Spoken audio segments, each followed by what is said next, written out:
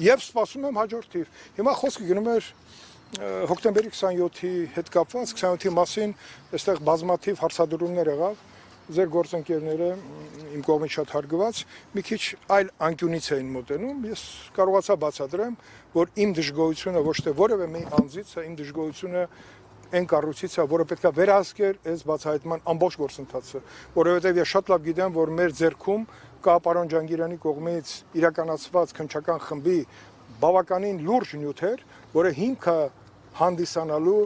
հոկտեմբերի 28-ի բացահայտման եւ իմ դժգոհությունը դրա մեջ է։ Եվ եթե մենք դա չենք նայում, ես գիտեմ, որ ներկայիս գործող խումբը շատ լավ ծանոթացել է, ծանոթանում է եւ գիտի բարդությունները եւ ինչքան հասկանում եմ, չի կարա գոնե այսպես փորձագիտական շփումներ ունենա պարոն Ջանգիրյանի եւ քննչական խմբի մյուս անդամների հետ։ Ասեմ ձեզ, ես էլ շատ լավ ընկերներ եմ ունեցել, նաեւ կորցրել ենք այդտեղ քննչական խմբում Օրինակ Արման Եղվանի հայրը, որ այդ խմբի շատ լավ քննիչ է եղել, մահացել է, բայց նաև հիշողություններ կան, որը արձանագրված է։ Բացահայտման համար բոլոր հիմքերը կան։ Ոնց որ մարտի 1-ը, տես 17.5 տարի հետո իր ճանապարհը գտավ։ Բոլոր ճանապարհները, եթե անկեղծ դրված են որևէ փաստարկված նյութի մեջ, նա անպայման շուտ թե ուշ իր արդյունքը տալու է։ Տիկին Բախշյանը վերաբացված գործը ինչ։ Ես Տիկին Բախշյանի հետ, եթե նկատեցիք Տիկին Բախշյանի հետ ես զրույց ունեցա եւ նաև իմ պատկերացումները կիսվեցի, նաև եթե նկատեցիք տարեկան զեկույցի ընթացքում, ես բավականին փաստարկված մեջբերումներ եմ արել կոնկրետ նախորդ քրեական գործում Ջանգիրյանի խմբի կողմից իրացված մարդկանց եւ նրանց այսօրվա անհայտացման, բաների հետ կապված, ուր Ալիկ Հարությունյանն է։ Հանգիստ, մի րոպե, Ուրա Ուզունյանը Դատավորը, ով արագացրեց այս process, այնպես սեկտը բացվեց, հա, Ալիկ այդպես է լավ առանց որևէ մեղադրանքի գնաց։ Ուր աղվան Գառնիկի չէ։ Գլխավոր դատախազը իր ձեռքով է բոլոր այս բաները, գլխավոր մեղադրող ինքն է եղել։ Այն էլ ողջ առողջ պատեցվում է թանկարժեք մեքենաներով։ Ինչպես։ Ես երբ որ ամեն անգամ Սարյան փողոցով գնում եմ եւ վերջերս էլ ֆակտորում, երբ որ հարցազրույց է տալի, ժամանակ կար եւ պատուհանից նայում էի իր շքեղ առանձնատներից մեկը եւ բազմահարկ շենքի այն հատվածը, որ ինքը ծակել մտել էր, որպեսի սպորտով էր զբաղվի, ես հարց առաջանում, դատախազության դռները պատչելուց ինչ զգացմունքներ ուներ։ Հասկանում եք, ստեղ է խնդիրները, մարդիկ կան եւ պետքա այդ հարցերը ոչ միայն ուղղել, այլ նաեւ իրանք կարողանան այս ծանր հարցերի պատասխանները տալ։ Իսկ ինչ կարգավորվածությունի դատախազությունը, որովհետեւ ասում եք հնարավոր է բացահայտել։ Ոչ մի, այն ապրումները, որ ունենք, ասենք ես, հիմա երբ որ ես վազքով գնացի Եռաբլուր, որտեղ այսօր բյուջեի քննարկում էր եւ որպես կանոն ամեն տարի բյուջեն համընկնում է հոկտեմբերի 27-ի օրը։ Հետո վազքով գնացի Կարեն Սերոբիչի գերեզման, հետո վազքով եկա այստեղ 27-ի խորհուրդը, դուք ես չգիտեմ, դուք այն սերունդն եք, որ դրա ամբողջ բանը չեք գուրեցել զգում, թե ինչ արժեցավ մեր պետության համար։ Եվ չբացահայտված լինելը ինչ է արժենում մեր երկրի համար։ Տեսեք, այս տարի էլի նույն հարցն էր գալի։ Ինչ կլիներ, եթե հոկտեմբերի 27 չլիներ։ Շատ լավ կլիներ, եթե չլիներ։ Բայց նաև հոկտեմբերի 28-ի բացահայտումը մեծ հնարավորություն է տալի առաջ արժվելու։ Ես էլի մեջբերում կանեմ Մեծան Մաթեոսյանի խոսքերից։ Հոկտեմբերի 27-ը պետք է բացահայտված լիներ հոկտեմբերի 28-ին։ Այ մենք դա չկարողացանք, որտեղ բազմաթիվ խնդիրներ կան իրավական համակարգում եւ նրա մեջ ծառայող մարդկանց անտարբերության մեջ, որը չի տալի հնարավորություն գնալ այդ ճանապարհով եւ կարեւորությունից ելնելով օր առաջ հոգի դնել եւ հասնել այդ բացահայտման ունենալով այսքան մեծ հնարավորություն։ Պարոն Քոչարյան, այս ցուցակը ձեզ ծանոթ է, այստեղ նաեւ ձեր անունն է։ Այո, այդտեղ էլի անուններ կան, ինչ եք զարմանում։ Ինչ ցուցակ է դա։ Ցուցակը ով որ տվել է ձեզ։ Մի հատ կանչեք Ռոբերտ Քոչարյան, ասես ցուցակը ով է քեզ տվել։ Դուք չեք տվել։ Ոչ։ Իսկ ձեր անունով գրեց։ Թող Ռոբերտ Քոչարյանն ասի, իրենք այսքան տարի ինչի չեն բացահայտեցու, ինչ ցուցակ է, բայց չէ որ այդ ցուցակը մեկ այլ բան էլ կարող է լինել, երկիրը գտնվում էր կոլապսի մեջ, եւ շատ հնարավոր է ցուցակը, որ կազմվել է, այդ կազմողները նպատակ ունեին կանխել հետագա զարգացումները, բայց բանակին չէր շրջապակել քաղաքը։ Ձեզ թվում էր Նայիրի Հունյանյանը մենք մտածել են մարդիկ, որ կարող է այս խումբը չբավարարվեր դրանով։ Այդ ցուցակը այդ կարմիր գույներով ցույց տուր մի հատ։ Դու որ թերթնես։ Տրիբյուն եմ։ Տրիբյուն, խնդրում եմ տրիբյունի տեսանկյունից,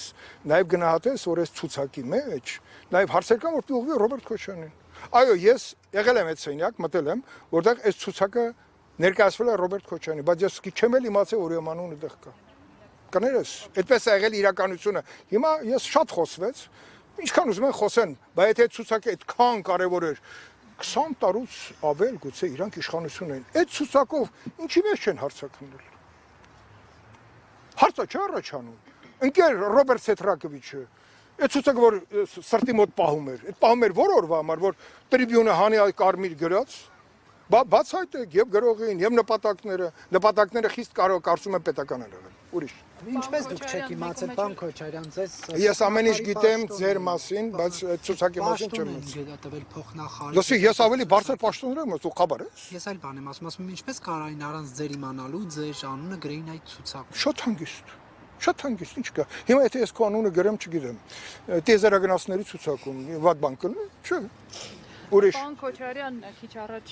Ես չեմ ուզում։ հայտարարեց, որ օրվա իշխանությունը տեղյակ է եղել սպասվող ահաբեկչության մասին Որ եւ նշեց այս սպասվող որ կար, հիմա ոչ, այդ օրը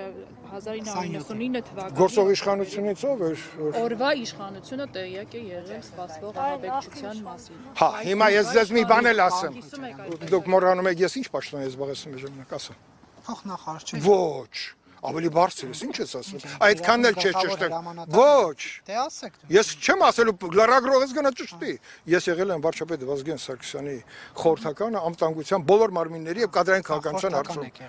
Դա սովորական խորհրդական չէ, լավ չպատկերացրիր։ Կիսում եք տեսակետը, պարոն Քոչարյան, Ասեմ օրվա ձեզ։ իշխանությունը տեղյակ է եղել եւ Օրվա իշխանությունը, եթե նկատի ունեք Ռոբերտ Քոչարյանի եւ Սերժ Սարգսյանի իշխանությունը, ես կարող եմ ասել, որ քննության ընթացքում պարզվեց ազգային անվտանգության ծառայության որոշ դրվագներ, որը վարում էր քննիչներից մեկը,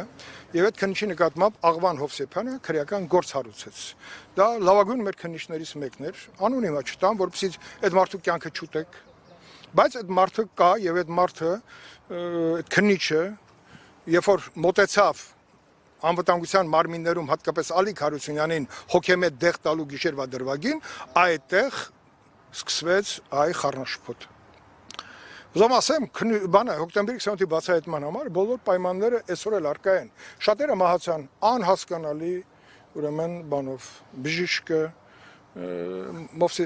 Մովսեսյանը եւ էլի էլեկտրահարվեց, քերին կախվեց, քերին, որը գիտեք ինչ ճանապարհ է անցել։ Քերին ուրեմն եղել է սկաուտ, հետո դաշնակցություն եւ կախվում է։ Դա չի լավ։ Պարոն Քոչարյան, նաև տեսակետ կա, քանի հոկտեմբերի 27-ը չի բացահայտվել։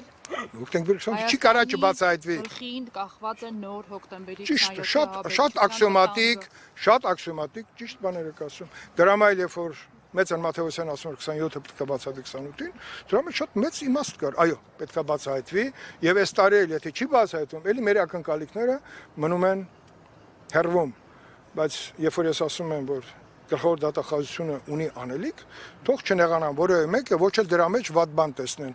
Չնայած ոնց որ թե մենակ ժողովուրդն էր վատ բան տեսել, մեկ էլ տրիբյունը։ Հա ցուցակը լավ կարմիր գույնով կարաս կապտացնես, այդ ցուցակը մի կոպիկ արժեք չունի։ Շնորհակալություն։ Լրագրողը չի կարմիր ասել, այդպես տարածում։ Ինչքան է սիրում դու մտնես խոսակցությանը։ Բայց չէ թիրախ։ Տիկին խաչ, ես չեմ թիրախավորել։ Գործընկեր, բայց ում եմ թիրախավորել։ Չէ, դու շատ գեղեցիկ աղջիկ ես եւ նոր ես ճանապարհ հարթում քո լրագրողական աշխատանքի համար։ Ես քեզ պարզապես նաեւ տողատակերում մեծ խորհուրդ տվեցի։ Շնորհակալ եմ։ Պարոն Քոչարյան, Արի Ռուզաննա բացմասունի զեկույցը, որտեղ ազգային ժողով գրավոր հարցին ուղղակի խնդրել եմ